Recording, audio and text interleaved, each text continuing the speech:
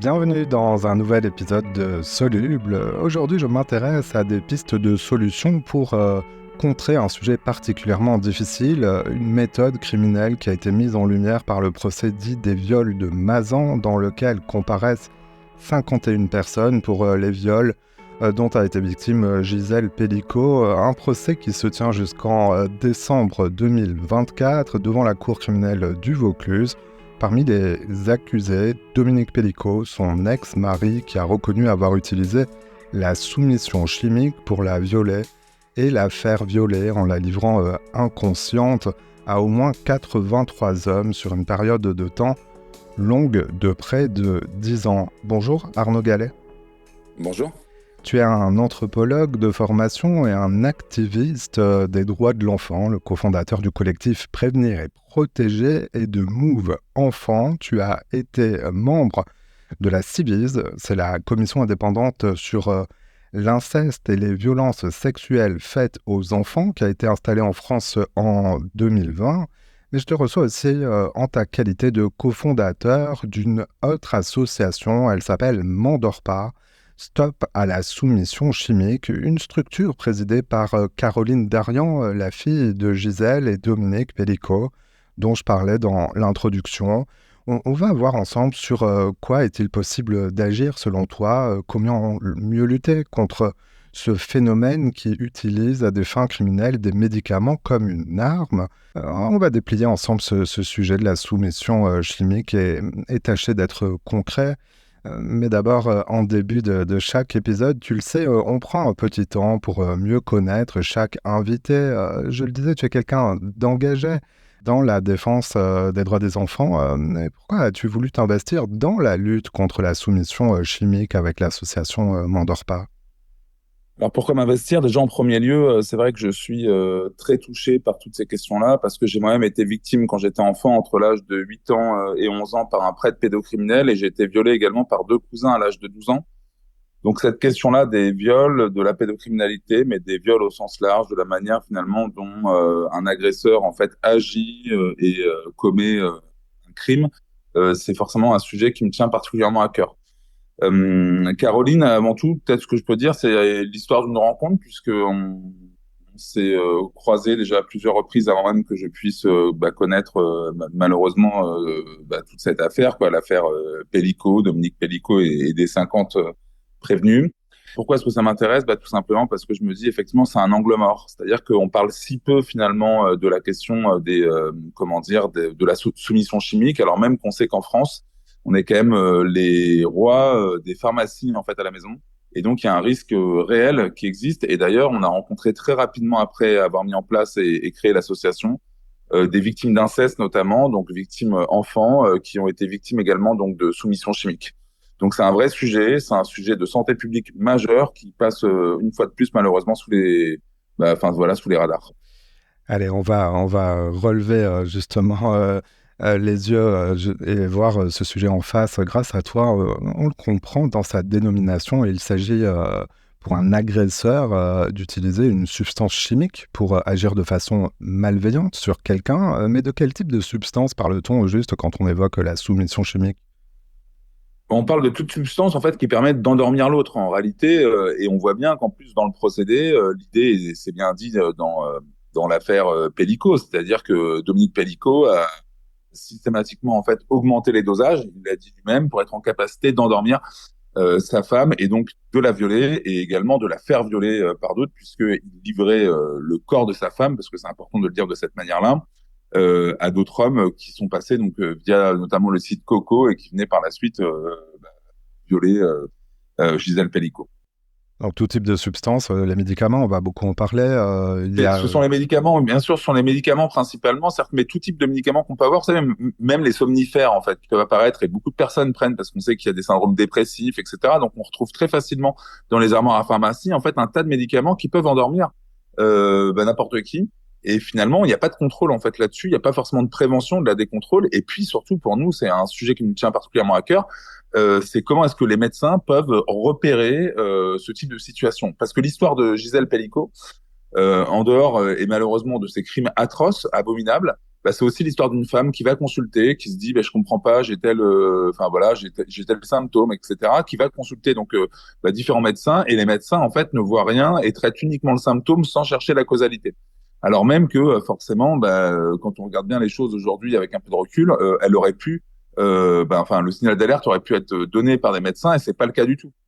Dans le sujet de l'emploi de la soumission chimique, certains chiffres sont disponibles, mais vraiment imparfaits et incomplets.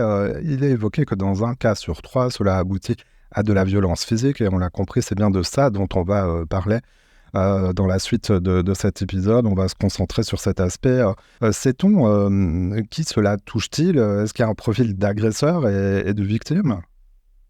Non, il n'y a pas de profil. En fait, c'est comme toutes les violences sexuelles faites aux femmes et aux enfants. Ça touche toutes les couches de la société. Et par contre, ce qu'on sait particulièrement, et c'est important de le poser d'emblée, on sait que quand on parle de viol en France, violence sexuelle de manière large, en grande majorité, ce sont des hommes qui sont agresseurs, et en grande majorité, les victimes sont des femmes. Donc, ça veut dire et des filles. Donc, ça veut dire qu'on est sur les violences sexuelles sont des violences genrées, et c'est important de le dire.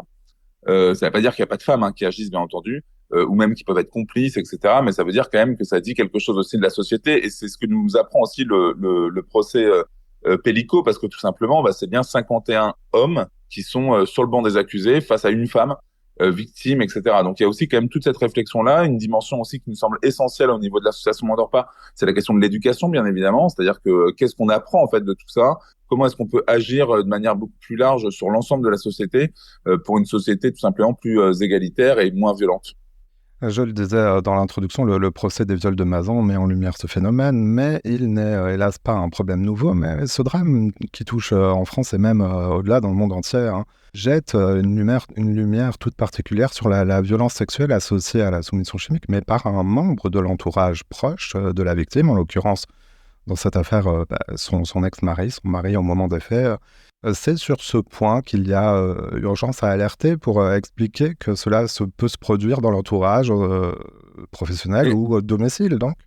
en fait, en fait, c'est ça qui est incroyable, c'est-à-dire qu'on le sait déjà, on sait déjà que les viols, en fait, et les violences sexuelles touchent, sont en grande majorité commises par des personnes de l'entourage, soit quelqu'un de la famille, un proche, etc., etc. Donc c'est pas nouveau. La question par ailleurs de la soumission chimique, au regard de la loi, existe déjà, c'est-à-dire qu'on sait en fait que c'est un viol aggravé, c'est-à-dire que utiliser une substance quelle qu'elle soit, que ce soit des médicaments, de la drogue, etc. Enfin bref, c'est une aggravation en fait de l'infraction.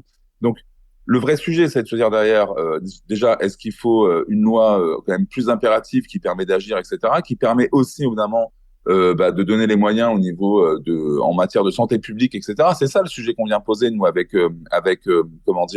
l'association M'endors pas. Et effectivement, l'idée c'est qu'on sorte du huis clos familial, ce huis clos familial où finalement on se rend compte qu'il y a quand même beaucoup de problèmes. Ça a été dit maintes et maintes fois sur les violences faites aux femmes, on voit bien.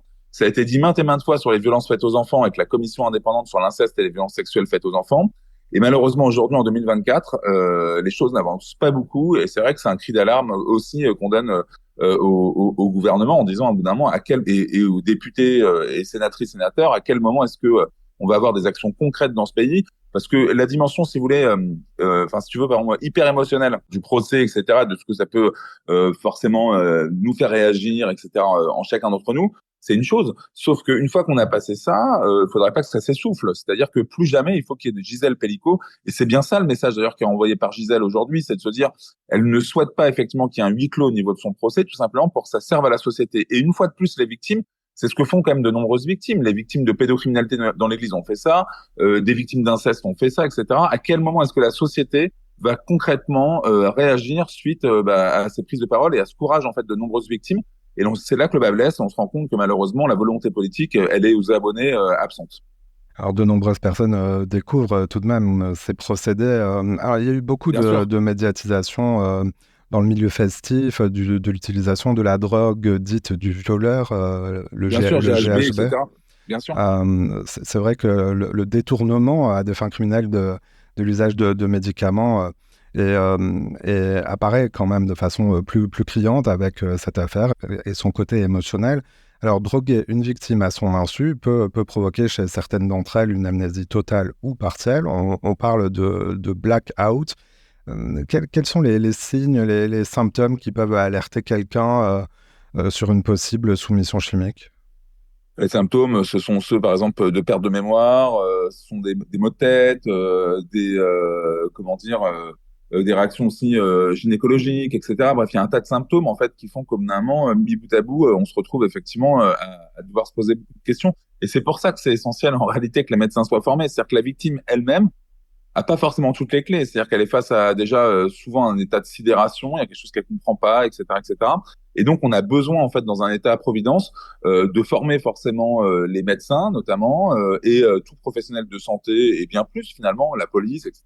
pour être en capacité de se dire bah voilà la soumission chimique existe. Et en fait on est dans un impensé aujourd'hui, c'est bien ce qu'on dénonce avec la, et c'est ce qu'on porte comme valeur avec l'association M'endors pas, c'est que en fait, il faut qu'on sorte de cette impensée en se disant effectivement que il y a une responsabilité parce que comment dire les médicaments sont bien mis sur en vente, etc. et par le biais en fait de pharmacie. Donc ce sont bien des médicaments qui sont délivrés et on le voit bien dans l'affaire d'ailleurs Pellico, c'est-à-dire qu'il y a un tas d'ordonnances qui ont été délivrées. Jamais les médecins vont être mis en cause parce que bien entendu les médecins peuvent donner des ordonnances, etc. sans justification. Sauf que ça pose quand même différentes questions. Et donc, c'est là-dessus qu'on vient interpeller aussi, notamment le ministre de la Santé, en se disant à un moment donné, à quel moment est-ce que on peut agir pour être en capacité en fait de limiter au maximum en fait voilà ce type de situation. Et c'est ça notre sujet aujourd'hui. Sujet de santé publique, avec donc une meilleure formation des médecins traitants, un devoir d'alarme aussi des pharmaciens. Alors, il existe un verrou possible dans la délivrance de médicaments pour augmenter le niveau de sécurité. On appelle d'ailleurs cela en France l'ordonnance sécurisée. Elle est limitée dans le temps, elle est réputée infalsifiable. On pourrait donc peut-être mieux faire. Est-ce que sur ce point, selon toi, il faudrait, pour des médicaments qui sont détournés, rehausser le niveau de vigilance par ce type d'ordonnance sécurisée? Ah oui, tout à fait, ça fait partie d'un des outils, mais bien plus, en réalité, je pense qu'il nous faut, et c'est ce qu'avait demandé d'ailleurs notamment Sandrine Josso, qui est donc députée, qui a été également victime par un sénateur qui s'appelle Monsieur Guerriot, qui est donc sénateur.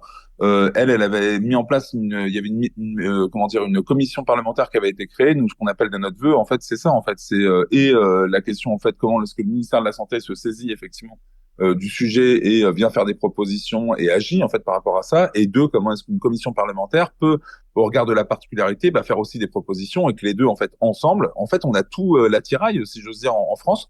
Et ce qu'on manque simplement sur les questions et de manière très large sur la question des violences sexuelles, on manque systématiquement en fait de volonté d'agir, volonté politique, etc. Donc c'est bien ça en fait. Oui, bien sûr, il y a plus de contrôle, mais pas que. En réalité, il y a de la prévention, il y a machin. Enfin, il y a un tas de choses qui peuvent être mises en place et ce qui est assez dingue, c'est finalement, on se rend compte qu'on a quasiment toutes les ressources en France, c'est-à-dire qu'on a des gens qui sont spécialisés, enfin voilà, et par contre, on manque malheureusement de volonté une fois de plus pour être en capacité d'endiguer ce type de problèmes qui, on le rappelle, quand même, sont des crimes.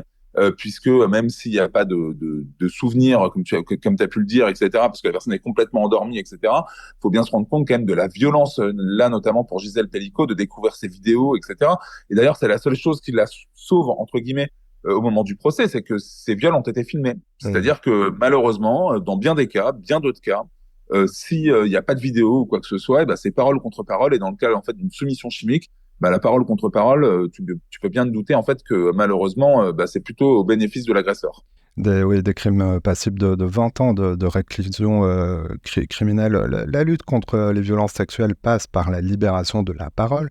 Alors pourquoi est-il important, je te pose cette question naïve volontairement, mais pourquoi est-il important de libérer la parole sur le sujet de la soumission chimique? Et j'ajoute, comment en parler?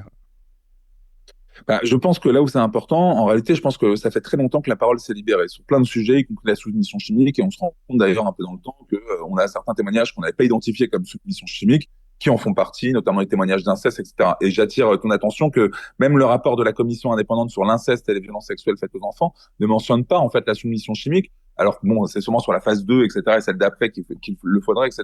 Alors là où je pense que c'est important de libérer la parole, c'est que en réalité, il faudrait que ça nous permette en fait de rentrer nous au niveau de la société dans une phase de ce que j'appellerais réparation collective, voire ce que d'autres ont appelé commission vérité. C'est-à-dire qu'on est face à un problème qui existe, qui doit être posé dans l'espace public et auquel on doit apporter collectivement une solution. Et le problème aujourd'hui, c'est que on laisse en fait la parole se libérer sans qu'il y ait forcément de réponse en face. C'est pour ça que moi je suis méfiant en fait de ce qu'on appelle la parole libérée. En réalité, ça fait très longtemps que la parole se libère. Ce qui est plutôt intéressant, c'est quand cette parole en fait comment dire donne lieu effectivement à un échange, c'est-à-dire qu'il y a une réponse par exemple des spécialistes en matière de soins bien évidemment, spécialistes en matière de justice, spécialistes en matière de police, spécialistes à tous les niveaux, de professionnels de santé, j'en sais rien, enfin un tas de personnes. Et le problème aujourd'hui, c'est que c'est bien ce que je disais tout à l'heure, c'est-à-dire qu'on est sur une dimension finalement hyper émotionnelle où on se dit il faut libérer la parole et donc on est tous là à se dire ah, c'est terrible, c'est affreux, c'est machin, tout ce qu'on veut. Et le fond du sujet qui vise à se dire évidemment quelle réponse, quelle solution est-ce qu'on peut apporter, ce qu'on demande nous au niveau du mouvement M'en endors pas, finalement reste à l'état quasiment de néant, même si on arrive à faire avancer des choses puisque c'est bien notre plaidoyer, on en parle sur l'espace public, etc. Mais le politique en tant que tel ne s'en saisit pas suffisamment. Et donc aujourd'hui, nous c'est ce qu'on demande. On demande tout simplement qu'il y ait une prise de conscience, que ce procès en fait qui est hors norme serve aussi d'autres procès qui le sont peut-être moins qu'on arrive au bout d'un moment à se dire tout simplement nous ne voulons plus de Gisèle dans ce pays et qu'on soit en capacité effectivement d'agir et qu'on mette les choses du bon côté, c'est-à-dire du côté des victimes et que les bourreaux tremblent. Sujet politique évidemment, une mobilisation de la société, mais ça passe aussi peut-être par une meilleure appropriation du sujet par les citoyens eux-mêmes, déjà par la connaissance, comme vous le faites, Bien vous sûr. diffusez la connaissance, et aussi peut-être une pression politique exercée. Comment les citoyens qui nous écoutent peuvent aider cette cause s'ils le souhaitent? Eh ben, ce que peuvent faire, moi, ce que j'invite forcément chaque citoyenne, citoyen qui est intéressé, c'est de rejoindre le mouvement M'endors pas pour être en capacité effectivement de créer ce mouvement citoyen. C'est ce qu'on souhaite avec Caroline Darian et bien d'autres pour être en capacité aussi de faire bouger les choses, quoi, tout simplement, en montrant bien effectivement que M'endors pas, c'est pas uniquement Gisèle Pellico, mais c'est bien d'autres personnes. Et c'est ce qu'on a démontré d'ailleurs. Hein. On a eu très rapidement encore une fois des témoignages. On a eu notamment une mère et sa fille victimes de soumission chimique, etc. Et on a bien d'autres témoignages en fait qui arrivent avec des personnes qui nous disent bien qu'elles ont été victimes de soumission chimique. En fait, il faut bien se rendre compte que la stratégie de l'agresseur, plus une personne est vulnérable, donc la vulnérabilité, elle existe de différentes manières. On sait qu'il y a la question pour les personnes en situation de handicap. Je rappelle qu'elles sont 5 fois plus exposées quand même aux violences sexuelles. Et on peut aussi quand même se dire que quand on est comment dire soumis chimiquement, inévitablement on est vulnérable. Et donc ça veut dire que forcément un violeur, une personne qui a pour ambition de violer quelqu'un, va tout faire en fait pour être impuni et pour parvenir en fait à ses fins. Et donc ça veut dire que parmi les outils qu'il peut utiliser, bien évidemment il y a la soumission chimique, mais pas que. On sait qu'il y a une relation d'emprise, etc. D'ailleurs c'était le cas d'ailleurs de Dominique Pellico. Donc il y a quand même toute cette complexité là. Mais la soumission chimique, c'est encore une fois, regarde la loi, une aggravation dans le sens où effectivement on va utiliser, et tu le disais à juste titre, c'est la soumission chimique comme une arme. C'est exactement ça. C'est-à-dire que c'est une manière en fait de contraindre effectivement l'autre, et c'est tout l'enjeu en fait aujourd'hui du procès. C'est-à-dire que le viol qui est notamment défini par la contrainte, la violence, etc. La soumission chimique doit être reconnue comme telle. Et alors logiquement, celle-là au niveau de la loi, mais on sait que des fois, le diable se cache dans les détails, et on voit bien que la stratégie de la défense, d'ailleurs, en la matière, est quand même déplorable et doit nous interroger aussi au niveau de la société, comment dire, civile. Oui, parce que, alors sans rentrer dans les détails du procès, ça fait apparaître ce que l'on appelle assez rapidement dans les médias la culture du viol. Est-ce que tu peux nous expliquer de quoi ça relève, mais en quelques mots, quand on parle de culture du viol? Alors la culture du viol, en fait, c'est la manière qu'on a de banaliser, comment dire, et de trouver des excuses en fait à des personnes qui violent tout simplement. Et systématiquement, en fait, ce que cherche un agresseur, c'est de venir minimiser l'acte qu'il a commis. Et ce qui est terrible, c'est qu'on se rend compte très rapidement que la société est imbibée en fait de cette culture du viol. C'est-à-dire qu'on vient systématiquement chercher, par exemple, en se disant évidemment, bah tiens, elle l'a peut-être cherché, c'était peut-être un jeu, c'est peut-être pas forcément ça, etc. Ah bah non, puis en plus il a été victime quand il était enfant. Bref, un tas de trucs.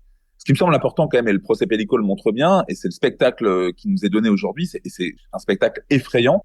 Une fois de plus, c'est surtout ce qu'on appelle, et ce que la Cour européenne des droits de l'homme a défini comme une victimisation secondaire. La victimisation secondaire, c'est quoi? Eh ben, c'est quand la justice, en fait, par le biais notamment des avocats de la défense, mais pas que, par le fait que le président de la Cour, par exemple, là, reprenne pas forcément les débats, ça replonge en fait et ça remet la victime, ça l'expose de nouveau en fait à de nouvelles souffrances.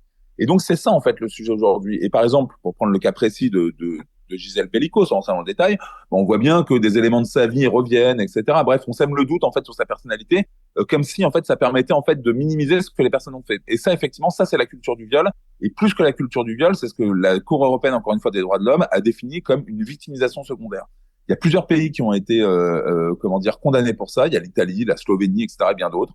Aujourd'hui, la question est posée. Il y a une plainte notamment qui a été déposée auprès du bâtonnier d'Avignon par rapport à des comportements notamment de certains avocats de la défense. Une fois que ces plaintes sont faites, il faut voir quelle réponse est apportée, mais ça peut très bien remonter au niveau de la Cour européenne des droits de l'homme. Et moi, je pense que ça serait intéressant. Et en fait, tout ça pour dire quoi? Que finalement, tous ces éléments, on les a déjà. C'est ça qui est incroyable, c'est que la Cour européenne des droits de l'homme s'est déjà penchée sur la question. Sur la question effectivement de la stratégie de l'agresseur dont tu parlais finalement et de la culture du viol, là aussi, enfin je veux dire, les féministes, ça fait des années en fait que c'est abordé par le collectif féministe contre le viol, ça a été abordé par la Civis, par la commission donc indépendante sur l'inceste et les violences sexuelles faites aux enfants. Et donc on a besoin en fait, moi je comprends ce que tu disais tout à l'heure, par exemple, bien sûr que la société est abreuvée de ce genre de choses, bien sûr qu'on communique là-dessus, mais la limite de l'exercice c'est quoi? Est-ce qu'on est nous-mêmes en fait en capacité d'agir sur tout? Donc ça veut dire qu'au bout d'un moment on vit en société. Qu'est-ce qu'on veut si ce n'est vivre dans une société paisible toutes et tous? Et donc au bout d'un moment on va s'accommoder d'une forme de réalité pour être en capacité en fait de se retrouver en fait dans une forme d'harmonie sociale. Sauf qu'aujourd'hui on voit bien que le sujet au niveau des violences sexuelles c'est pas possible. Et vu l'ampleur des violences sexuelles, enfin je veux dire faut rappeler quand même les chiffres. On parle quand même en France de 160 000 enfants victimes chaque année de violences sexuelles. On dit qu'il y a un enfant violé toutes les 3 minutes. On parle de 2,5 tentatives de viol en France toutes les 3 minutes, toutes les heures, pardon. Donc on se retrouve dans quelque chose qui est monumental. Et malheureusement, on a un pouvoir politique qui est à l'état en fait de réflexion perpétuelle, avec effectivement systématiquement, bah tiens, on va réfléchir, etc., etc. Donc nous, bien sûr, ce qu'on demande, c'est d'agir. Moi, je peux porter d'ailleurs ici, et c'est ce que fait d'ailleurs l'association M'endors pas également, c'est porter la proposition faite par la Fondation des femmes et bien d'autres associations autour, à savoir qu'il y ait une vraie loi intégrale, c'est-à-dire quelque chose qui évidemment impose aux législateurs et également, comment dire, à l'ensemble des professionnels de santé et autres, bah, des manières d'agir et des postures qui soient complètement adaptées. Et on voit bien qu'aujourd'hui, on est quand même bien loin du compte. On est sur un consensus mou avec une forme de définition, mais avec sans cesse, on a l'impression de faire un pas en avant, deux pas en arrière, etc. Donc, il faut avancer aujourd'hui. Il faut se servir de cet élan aussi. La société est prête. C'est ce qu'elle nous dit à travers le soutien d'ailleurs qu'a apporté à Gisèle Pellico. Et c'est ce qu'elle nous dit aussi à travers finalement toute cette réflexion qui est menée. Mais si le politique derrière est pas à la hauteur en fait des enjeux, parce que le politique est bien là pour ça dans la société. Hein. Quand je dis ça, tout n'est pas du ressort du politique. Mais là, quand même, on voit bien que sur cette question-là, on a besoin en fait de volonté politique pour être en capacité de faire bouger les consciences, un peu comme on l'avait fait des années plus tôt en 81, notamment avec, je sais pas, la peine de mort, etc., différentes choses. Il faut avancer quand même. Il faut que socialement, et là, c'est inévitablement aussi entre les mains de celles et ceux qui nous gouvernent. Sujet absolument majeur. Alors je dis pour les personnes qui nous écouteraient, une fois connus les résultats judiciaires du procès, hein, parce que dans les podcasts, on peut nous écouter longtemps après.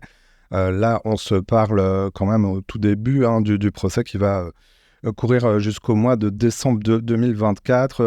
Alors, en préparant cette conversation, j'ai invité les auditeurs qui me suivent sur les réseaux sociaux à me suggérer des questions qu'ils se poseraient sur le sujet de la soumission chimique. Et à plusieurs reprises, on m'a parlé en privé des enfants et de savoir comment aborder ce sujet avec eux. Moi, j'ajoute, faut-il ou à partir de quel âge? Il y a Claude qui se demande si l'éducation nationale peut jouer un rôle dans cette prévention.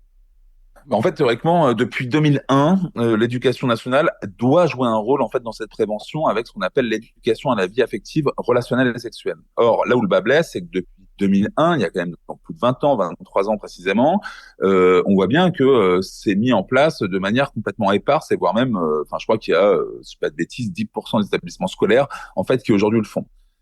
Pour différentes raisons, sûrement, mais bon, quoi qu'il en soit, là encore, on peut donner toutes les raisons du monde. Force est de constater que enfin, je veux dire, la volonté politique est encore une fois de plus sous abonnée absente. C'est-à-dire que, pour moi, on a toutes les expertises, d'accord. On a des personnes remarquables, notamment dans la recherche, dans l'éducation à la vie sexuelle, etc., différentes choses. Et là, on voit bien que malheureusement, on est bien loin du compte. Donc oui, bien sûr, ça doit être abordé au niveau de l'école. Oui, bien sûr, parce qu'il y a beaucoup de gens après qui s'élèvent en disant oui, on veut sexualiser nos enfants, etc. C'est pas ça le sujet. Le sujet, d'ailleurs, si je fais le parallèle avec mon histoire, moi, quand j'ai été violé entre l'âge de 8 ans et 11 ans, bah, comme à l'époque, il y avait une actualité, notamment, moi, je vivais dans les quartiers nord de Paris, donc banlieue nord, etc. Et il y avait notamment des femmes qui étaient violées à Gare du Nord avec une agression au couteau. Bah moi, mon agresseur n'a pas pris de couteau. Voilà. Donc moi, j'ai cru que c'était tout simplement la manière dont on apprenait à faire l'amour, pour dire les choses de cette manière-là. Hmm. Et en fait, c'est que à l'âge de 19 ans que j'ai pu comprendre ce qui m'était arrivé grâce au témoignage de victimes. Et donc c'est là qu'on se dit à un moment donné, est-ce qu'on laisse les gens en fait dans l'inconnu au risque d'avoir une mauvaise compréhension parce que de toute façon une victime pour supporter ce qu'elle a vécu, au bout d'un moment, il faut bien qu'elle se donne des clés de compréhension qui sont les siennes, etc., qui sont pas forcément les bonnes, bien évidemment, mais qui sont celles qui lui permettent de vivre, c'est un état de survie. Et là, on voit bien en fait que bien sûr qu'on doit apporter des éléments, on doit apporter des éléments en termes de vie affective et relationnelle. Peut-être effectivement avant l'âge, il y a des choses qui sont complètement adaptées, même dès la maternelle. En réalité, hein, d'autres le font, le Québec, la Belgique, etc., etc. Et on voit qu'en France, en fait, on est sur le tabou des tabous, on est sur quelque chose qui n'existerait quasiment pas, et pourtant, on est dans un pays où on voit bien que les chiffres des violences, notamment des violences faites aux femmes, violences faites aux enfants, sont astronomiques. Donc, bien sûr que il faut, ça passe par l'éducation nationale, mais je dirais que ça passe par une réforme presque de l'ensemble du système. C'est-à-dire que si on fait de la prévention, si on dit aux enfants, évidemment, voilà à peu près les clés, il s'agit pas de dire aux enfants uniquement, tiens, ben, on vous remet les clés, débrouillez-vous. On sait bien qu'il y a une relation asymétrique entre un enfant et un adulte. Donc, du coup, surtout, nous, ce qu'on doit faire, c'est impulser une vraie culture de la protection des enfants et donc former les adultes au bon geste, si je peux dire les choses comme ça, et être en capacité d'avoir un système qui réagit, c'est-à-dire une justice, la police, etc., etc. Et c'est là que c'est compliqué. C'est là qu'il n'y a pas suffisamment de moyens mis en place, ni en matière de santé publique, pour revenir à la question de la soumission chimique, ni en matière, je sais pas, de moyens comment dire, de la justice. Donc c'est bien pour ça que nous, on est effectivement, on alerte quoi systématiquement depuis des années sur le sujet. On le fait encore plus avec effectivement le mouvement Mandorpa et l'actualité aujourd'hui, parce qu'il s'agit de réagir aussi à une actualité, parce qu'on sait que c'est sûrement là-dessus qu'on arrive aussi à faire évoluer les choses. Et c'est vraiment un souhait qu'on souhaite se mettre autour de la table avec les pouvoirs publics pour être en capacité de faire bouger les choses. Témoigner et agir. Agir, on l'a beaucoup entendu. Témoigner, et merci, tu nous as livré quelques éléments de ton histoire qui motive aussi ton combat, ton engagement. J'indique qu'on peut lire ton histoire et le retrouver en librairie à travers J'étais un enfant. C'est une collaboration avec l'auteur Delaporte. C'est chez Flammarion. Je mets Exactement. J'étais un enfant avec Itchel Delaporte. C'est vrai que c'est compliqué à dire, c'est un prénom maya. Malia. Et Ok. effectivement, c'est un livre qu'on a coécrit tous les deux. J'étais un enfant, et c'est mon histoire, et c'est surtout l'histoire. Un enfant, c'est l'histoire de nombreux enfants. Finalement, c'est une histoire triste et tristement banale, si je peux dire les choses comme ça, mais avec des solutions aussi qui sont proposées dans ce livre. Puisque j'ai décidé, comme tu le disais tout à l'heure, d'en faire un fort engagement, et je pense que l'enfant que j'étais, je l'ai compris quand même bien plus tard, j'en ai tellement voulu à cet enfant-là, a toujours été hyper motivé, a toujours eu la rage de vivre, et cet enfant vit encore en moi. Et on entend cette énergie. Arnaud Gallet, donc cofondateur aussi de Mandorpa, Stop à la soumission chimique. J'indique l'adresse du site que je mets dans la description, mais c'est facile, hein, il faut aller sur mandorpa.org. On peut aussi te suivre ainsi que l'association sur les réseaux sociaux. Exactement. On est notamment sur Instagram, on nous retrouve, Facebook, etc. Donc, on est aussi sur LinkedIn. Vous pouvez nous suivre, vous pouvez suivre aussi nos comptes perso, puisque on est également là-dedans sur ces différents engagements. On a besoin aujourd'hui vraiment d'une mobilisation, c'est-à-dire qu'il faut bien se rendre compte que, comme toute vie associative, on a besoin aussi des fois de collaboration avec des personnes qui peuvent nous donner leur expertise, etc., pour qu'on soit en capacité en fait d'avancer. C'est un vrai mouvement citoyen. Nous, c'est ce qu'on souhaite, et c'est qu'il y ait cette prise de conscience. La politique, c'est nous aussi. Et donc, c'est vraiment ce message-là qu'on renvoie avec Caroline Darian et également avec Ariel Schwab, avec lesquels on a cofondé donc tous les trois cette belle association. Et on souhaite vraiment faire un mouvement, voilà, et se dire qu'on peut obtenir des victoires, y compris contre les plus grosses, des atrocités, enfin voilà, terribles.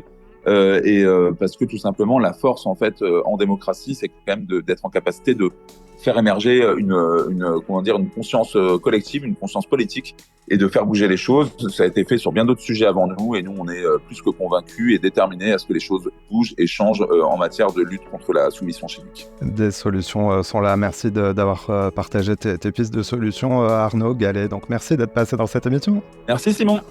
Merci beaucoup. Voilà, c'est la fin de cet épisode. Si vous l'avez aimé, notez-le, partagez-le et parlez-en autour de vous. Vous pouvez aussi nous retrouver sur notre site internet csoluble.media. À bientôt.